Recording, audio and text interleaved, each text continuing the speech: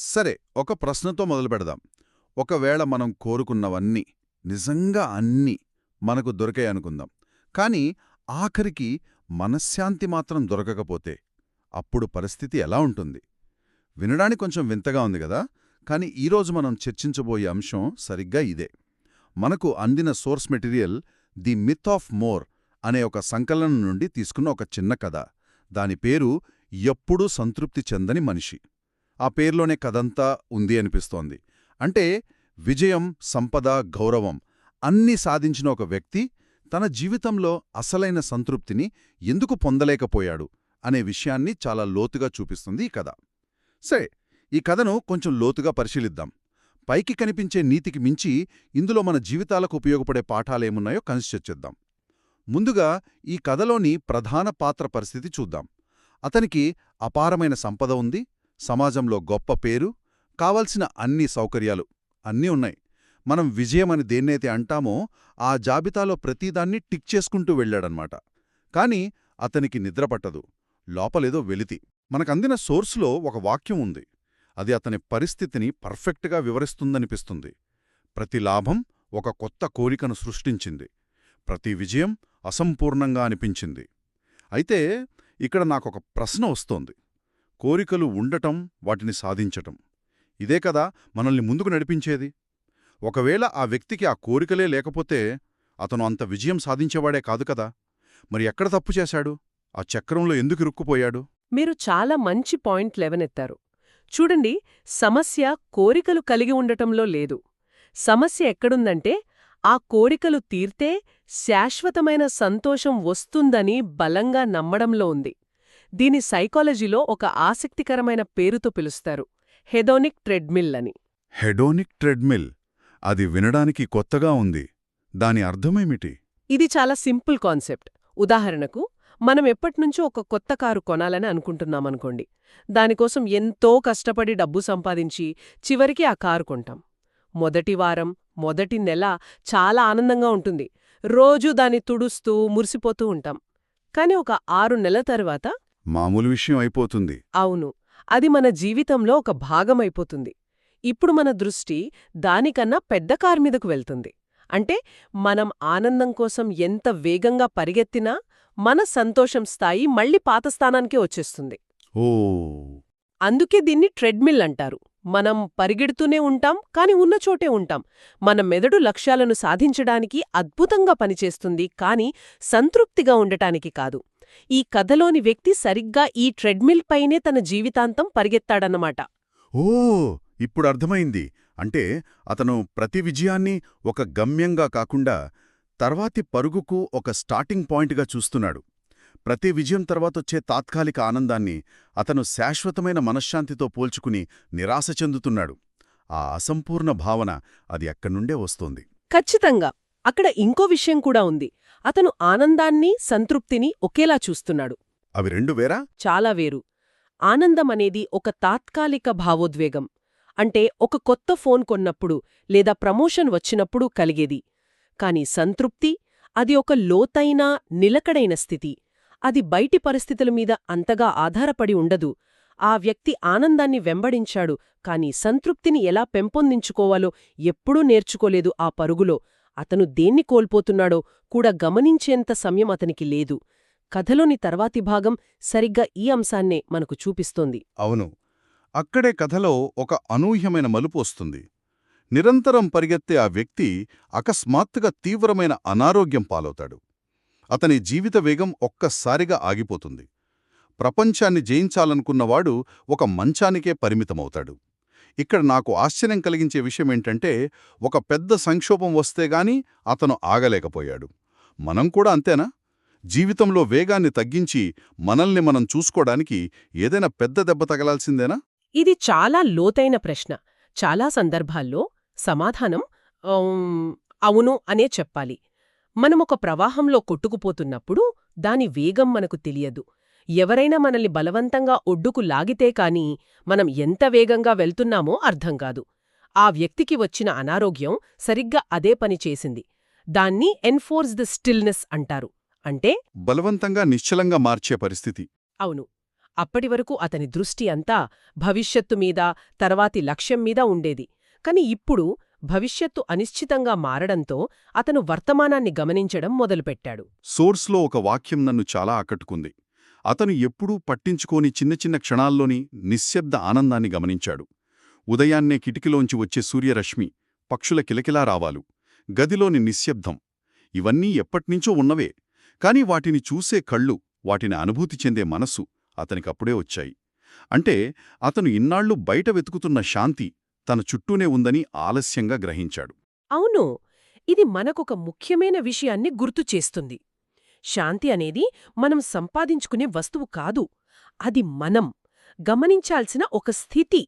మనం దాన్ని సంపాదించడానికి ఎంత ప్రయత్నిస్తే అది అంత దూరంగా వెళ్ళిపోతుంది. ఎందుకంటే ప్రయత్నించడంలోనే ఒక రకమైన అశాంతి ఉంటుంది కదా. నిజమే. కాని మనం ఒక్క క్షణం ఆగి మన శ్వాసను, మన చుట్టూ ఉన్న చిన్న చిన్న విషయాలను గమనిస్తే శాంతి అక్కడే ఉందని తెలుస్తుంది. అందుకే సోర్స్లో శాంతిని సంపాదించుకోలేము, గమనించాలి అని అంటారు. Peace is noticed, not earned. ఆ గమనించడం అనేది ఒక కళ. ఆ వ్యక్తికి ఈ కళను నేర్పడానికి అనారోగ్యం ఒక గురువులా వచ్చింది. అంటే ఆ గమనించడమనేది ఒక చురుకైన చర్య, యాదృచ్ఛికంగా జరిగేది కాదు. మన మనస్సును వర్తమానంలో నిలపడం ద్వారానే అది సాధ్యమవుతుంది.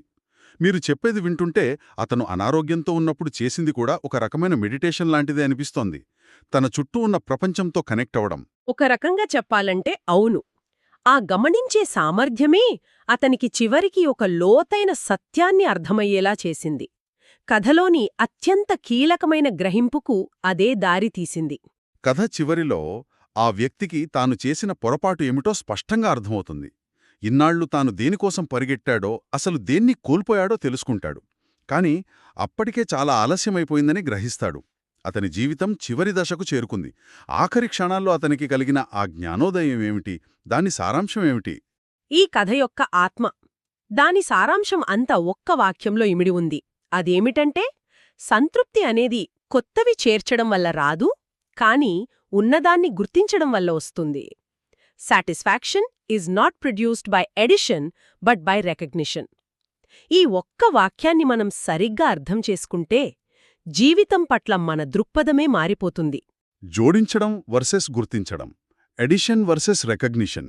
ఇది వినడానికి చాలా సింపుల్గా ఉన్నా చాలా శక్తివంతంగా అనిపిస్తోంది.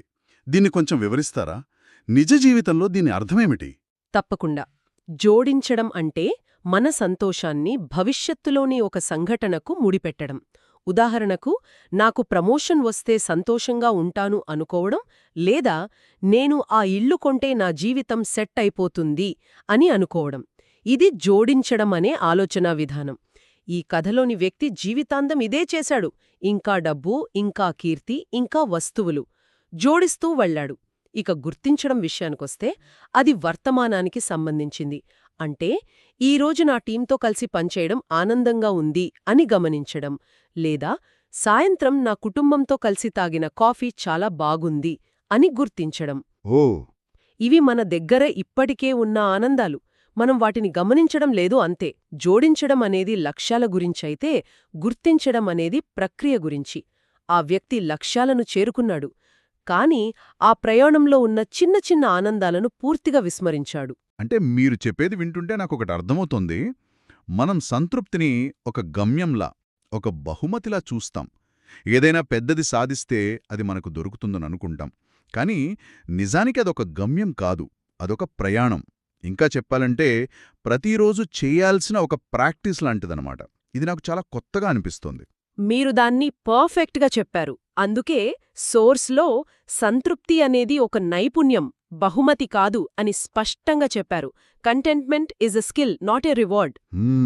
సైకిల్ తొక్కడం లేదా గిటార్ వాయించడం లాంటిదే.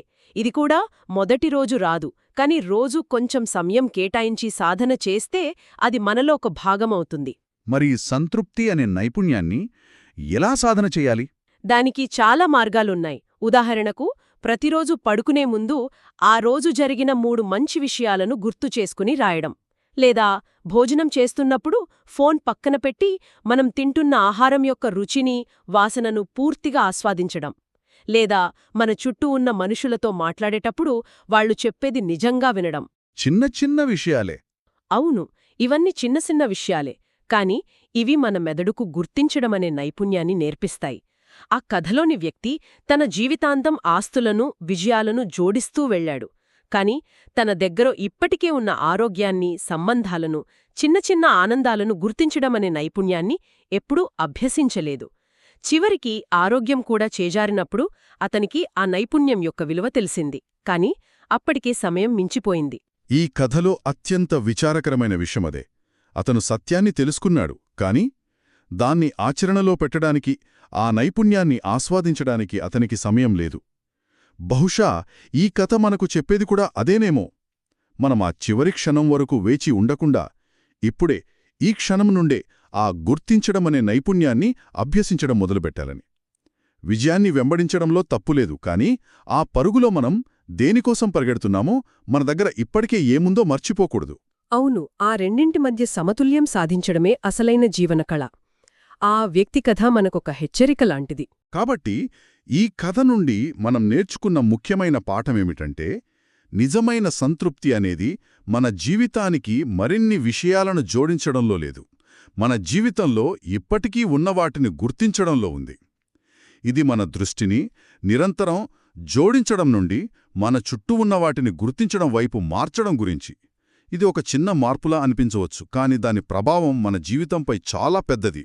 అవును, ఈ చర్చ బయటి ప్రపంచంలో విజయాల కోసం పరిగెడుతూనే మన లోపలి ప్రపంచంలో సంతృప్తిని ఎలా పెంపొందించుకోవాలి అనే దానిపై దృష్టి పెట్టాల్సిన అవసరాన్ని గుర్తుచేస్తుంది. ఈ కథ విన్న తర్వాత నాలో ఒక ప్రశ్న మెదులుతోంది. ఏమిటది? సంతృప్తి అనేది గుర్తించడమనే నైపుణ్యమైతే, ఈ క్షణం, ఈ రోజు మన జీవితాల్లో మనం గమనించకుండా వదిలేస్తున్న చిన్న చిన్న నిశ్శబ్ద ఆనందాలు ఏమైనా ఉన్నాయా? వాటిని గుర్తించడానికి మనం ఏం చేయవచ్చు?